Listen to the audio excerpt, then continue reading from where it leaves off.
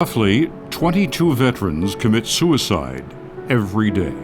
Part of the challenge is getting help to those who are least likely to ask for it. From day one, they're saying, you can do this and you're gonna fight to the end and don't show weakness. And then we get out and they tell us, go for help. We were never trained to go for help. I mean, not outside of who we're already with. We're not trained to reach out. It's a sign of weakness.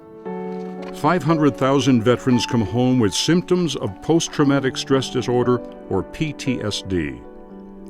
The enemy is no longer Taliban. It's anxiety, it's depression, it's suicidal thoughts, it's guilt, it's remorse. We're not trained to defeat those enemies. And honestly, a lot of us don't even know that the enemy's there. Less than half seek help for their condition.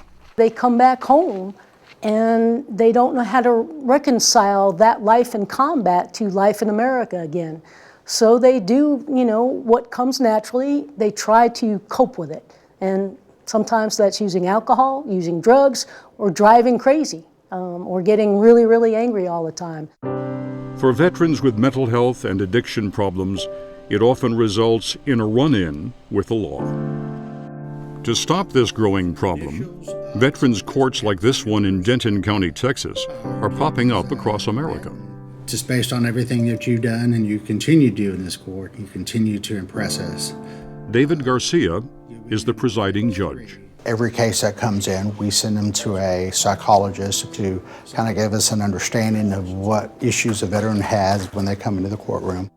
Vets who agree to the terms of the court are monitored 24/7, submit to regular drug testing, and are required to have an ignition interlock device.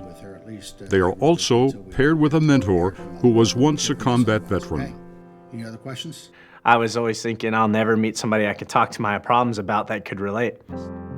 Aaron Throckmorton went to a veterans court in a neighboring county. He believes it saved his life. I was just on a down